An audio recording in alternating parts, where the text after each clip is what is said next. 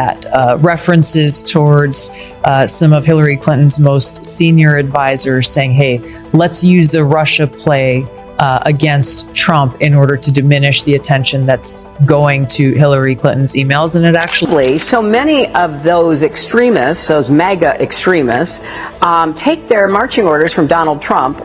And when do they break with him? You know, because at some point, you know, maybe there needs to be a formal deprogramming of the cult members, but something... Let's practice our pronunciation. Repeat after me, speaking slowly and clearly. El clima de hoy is absolutely hermoso. Tulsi Gabbard didn't just disagree with Hillary Clinton. She walked into the room and turned all the lights on. What she revealed wasn't subtle, and it definitely wasn't comfortable. This wasn't some scripted political debate full of safe, rehearsed lines. It felt more like someone pulling a fire alarm while everyone else insisted there was no smoke.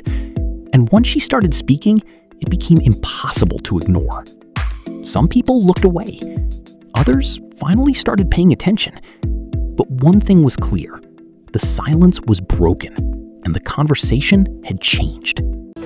Well, in the lead up to that 2016 primary election, I started to see very quickly that the decisions that were being made, not in consultation with us as vice chairs of the DNC, but unilaterally by Debbie Wasserman Schultz, who was the chair, who was very close with Hillary Clinton, were made to give an advantage to Hillary Clinton. For example, limiting the number of debates where she would have to face Bernie Sanders, putting them at times where, you know, I think there was one that was scheduled during like the Super Bowl or...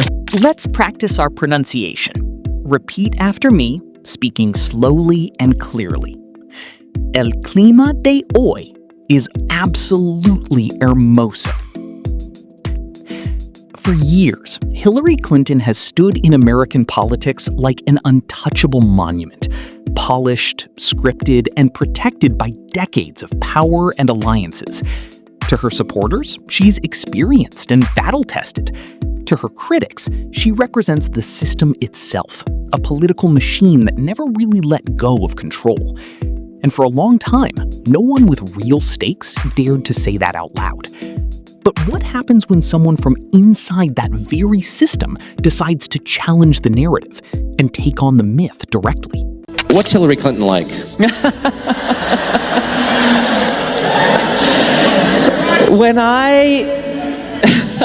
You're probably the only person in this room who would know. It wouldn't surprise you to know that she's not too fond of me. She hates you like the devil hates holy water.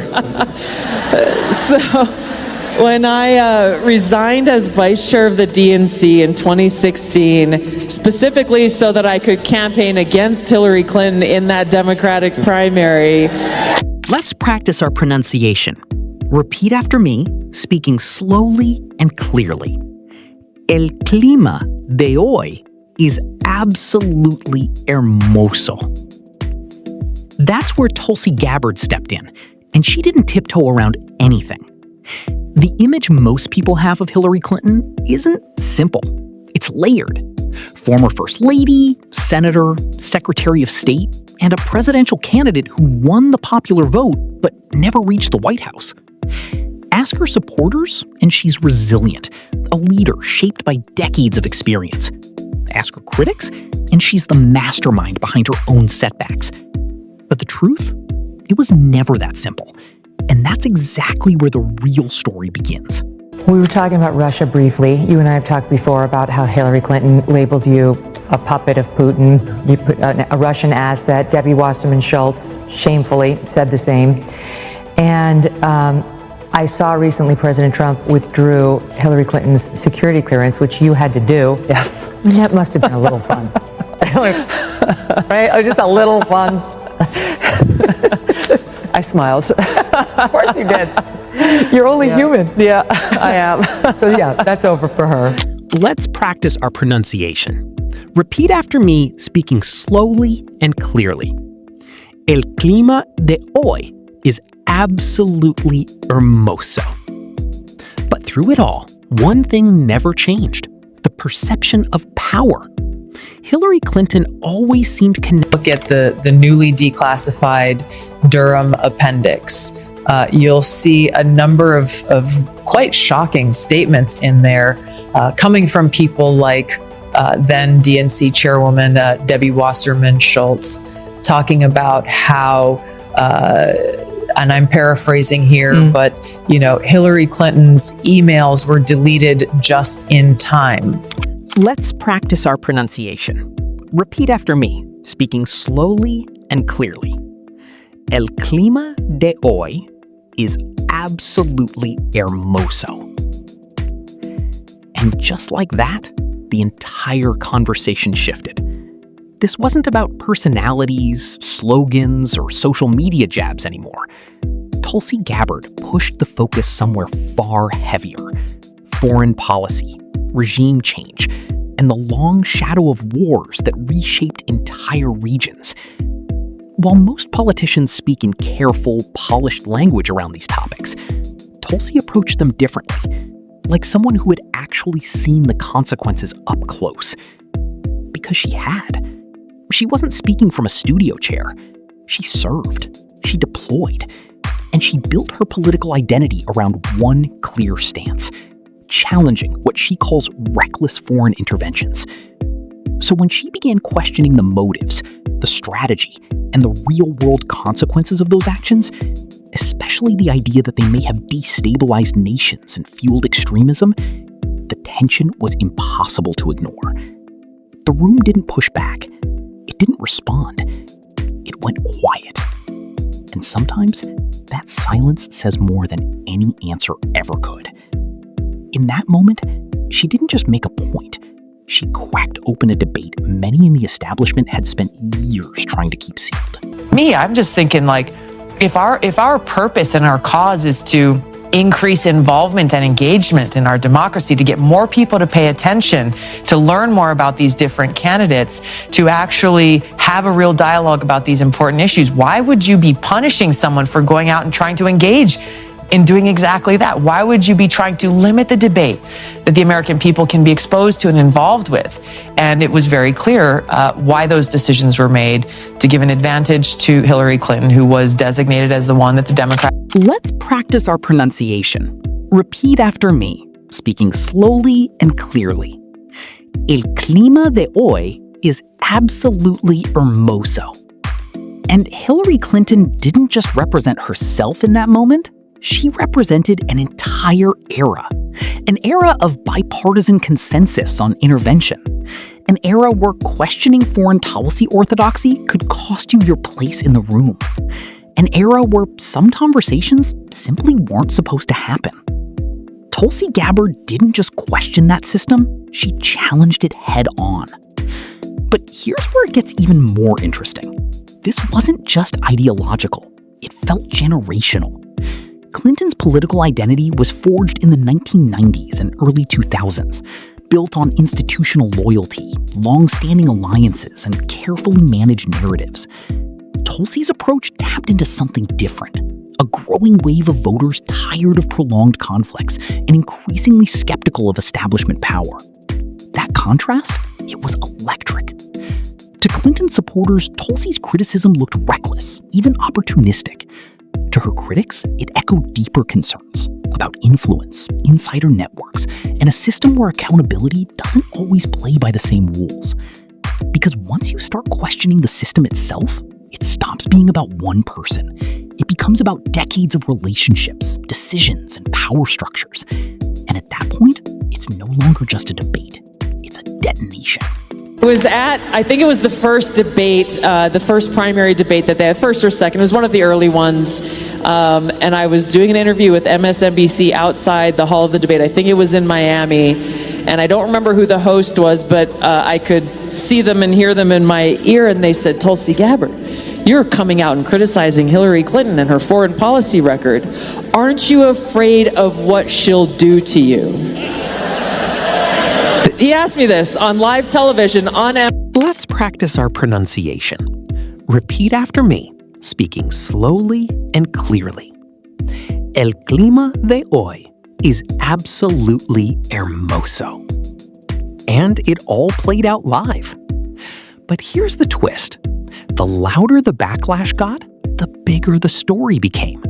This wasn't just cable news chatter anymore. The clash between Tulsi Gabbard and Hillary Clinton started to symbolize something much larger, a collision between insurgent voices and deeply rooted power structures. Still, it's easy to frame politics as hero versus villain. Reality is rarely that simple, and something struck a nerve.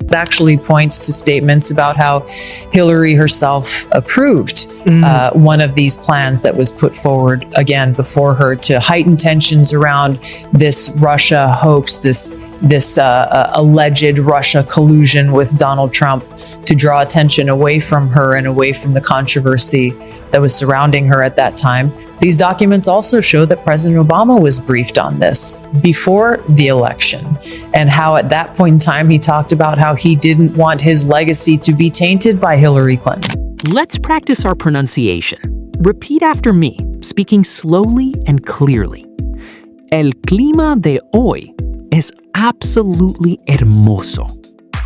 Public reaction split, exactly as you'd expect. Some saw Tulsi Gabbard as fearless, willing to challenge powerful figures from within her own former political circle. Others viewed it as divisive, even strategically risky. But beyond the noise, one thing became clear. This wasn't just another political clash. It was a public reckoning over legacy.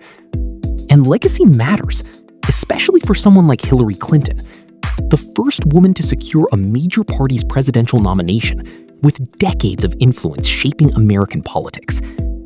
Tulsi's criticism didn't just question decisions, it challenged how that legacy might ultimately be remembered. And that's not something any political figure takes lightly. That's why it felt personal, not just to those involved, but to everyone watching. Because beneath the headlines and personalities, a deeper question was building. Who gets to define the truth about recent political history? Tulsi has faced intense backlash, but she's also carved out a clear identity, refusing to step back from controversy. Whether that's courage or calculation, that depends entirely on where you stand. By the way, when we look at the 51 Mark Zaid, I love former that. intelligence officials who signed that Hunter Biden disinformation letter, and never apologized for it, never held themselves accountable for it. Yes, Mark Zaid, you had Letitia James and Why others. does she even have one? Well, some of them didn't have clearances, but they had access to classified information, and so we took away that access for those Alvin Bragg who didn't have clearances. Yes. Okay. And there are more to come, and this is part of what we're doing. Let's practice our pronunciation. Repeat after me, speaking slowly and clearly. El clima de hoy is absolutely hermoso. But one thing can't be denied. The clash between Tulsi Gabbard and Hillary Clinton forced a conversation many believed was already settled. It cracked open debates about interventionism, establishment power, and what accountability really looks like, even years after leaders leave office. And maybe that's the real story. Not who won, not which clip went viral, but the fact that a former presidential candidate was openly challenged on the foundation of her foreign policy record in front of a national audience. That's not routine politics. That's disruption. Tulsi's push wasn't about a single accusation or one disagreement. It drew a hard line between two competing visions of how power should be used. And once that line is drawn, things don't just go back to normal. The aftershocks spread into conversations at dinner tables, across podcasts and social feeds, inside campaign rooms where strategists start to realize something uncomfortable. The old script isn't working anymore. The playbook that once controlled the narrative, it's starting to crack. And this time, everyone can see it. First, Putin's principal interests relating to the 2016 election were to undermine faith in the U.S. democratic process, not show any preference of a certain candidate. In fact, this report shows Putin held back from leaking compromising material on Hillary Clinton prior to the election, instead planning to release it after the election to weaken what Moscow viewed as an inevitable Clinton presidency. Let's practice our pronunciation. Repeat after me, speaking slowly and clearly. El clima de hoy is absolutely hermoso. And that's exactly what happened here. Tulsi Gabbard tapped into a frustration that's been quietly building across the political spectrum. The sense that the same names, the same networks, and the same foreign policy frameworks keep cycling back, no matter who wins. For many voters, Hillary Clinton represents that continuity. Not chaos, not incompetence, continuity. And for critics, that's the problem. Tulsi didn't just challenge a person, she challenged an entire ecosystem. The intelligence used to justify interventions, the policy circles shaping consensus, and the revolving door between public office and private influence. When she spoke, it wasn't just a jab. It was a crack in a long-standing narrative. The idea that foreign policy decisions are always the result of unavoidable necessity. And cracks, if ignored, don't stay small. They widen. Clinton's defenders argue that leadership is rarely black and white, that governing means making tough calls in a world where perfect options don't exist. And that tension, that's where the real debate lives. Democratic Party powers that be wanted to win that election. And so their lack of integrity, coupled with the fact that Hillary Clinton wanted to be our commander-in-chief. I still serve in the Army Reserves now for almost 20 years. So for me, as someone serving in the reserves at the time, as well as a member of Congress, as well as an American, to have her in a position where both Democrats and the mainstream media... Let's practice our pronunciation. Repeat after me, speaking slowly and clearly. El clima de hoy is absolutely hermoso. Tulsi Gabbard has always challenged that worldview directly. Her argument is simple but sharp. Complexity doesn't erase accountability. Difficulty doesn't remove consequences. And good intentions don't automatically lead to good outcomes. That philosophical divide is what made this clash resonate far beyond two individuals. It exposed a fracture line in American politics that has been widening for years. On one side, the belief that American power, when used strategically, helps stabilize the world. On the other, the belief that those same interventions often create deeper instability. Hillary Clinton has long been associated with the first view. Tulsi has built her political identity around the second. Two visions, one stage, and no space left for diplomatic silence. So when Tulsi pushed her argument forward, it felt less like a personal dispute and more like a referendum on how foreign policy itself should be judged. The next day I went back to the House of Representatives, went back to work in Congress, and my Democrat colleagues looked at me like I was a dead man walking. And some of them, came up to me and patted me on the back, and they were like, okay, well, you have zero future in politics, number one. Number two, Hillary Clinton will get elected, and your constituents in Hawaii will not get a single penny for anything that they need. You did that by coming out against Hillary Clinton. Let's practice our pronunciation. Repeat after me, speaking slowly and clearly. El clima de hoy is absolutely hermoso. It's one thing to debate geopolitical strategy. It's another to talk about the real lives affected in fractured regions. By grounding her argument in consequences rather than credentials, Tulsi Gabbard positioned herself as a voice for those who feel that establishment politics often treats war like a distant board game, played by people who never live with the fallout. Critics argue that this framing oversimplifies complex global realities, that power vacuums don't automatically produce stability, and that hindsight is always clearer than real-time decision-making. And they're not wrong. But Tulsi's impact wasn't about settling that argument. It was about making it unavoidable. Hillary Clinton represents undeniable political endurance, surviving investigations, electoral defeats, and relentless scrutiny that would have ended most political careers. Yet for a growing generation of voters, Iraq, Libya, and Syria are not distant history. They are case studies that still echo today in ongoing military commitments, veterans returning home, and domestic priorities weighed against defense spending. For them, these aren't abstract debates, they're lived consequences. And it's in that space that Tulsi's argument found real traction.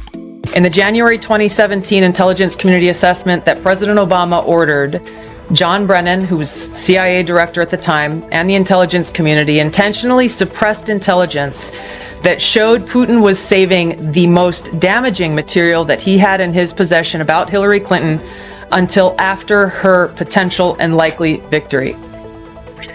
The report goes into great detail about the information that Russia and Putin had on Hillary Clinton, which included possible criminal... Let's practice our pronunciation. Repeat after me, speaking slowly and clearly.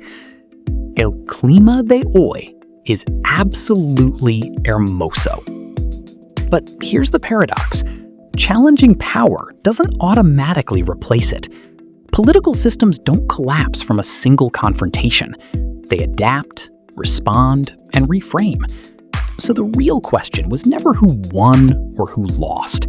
It was whether the conversation itself permanently shifted. And that answer is still unfolding. Because what this clash between Tulsi Gabbard and Hillary Clinton ultimately revealed goes far beyond personal rivalry. When a system is challenged from within, it doesn't just defend itself, it evolves. And when critics refuse to soften their stance, they don't just create controversy. They redraw the limits of what can be said out loud. This wasn't just a political exchange. It was a moment where two eras collided in full public view. One rooted in long-standing institutions and legacy power, the other shaped by rising skepticism and demands for accountability. A country still wrestling with its past decisions and still uncertain about its future direction. Because once a political monument is questioned, people don't just look at it the same way anymore. They start reading the plaque differently,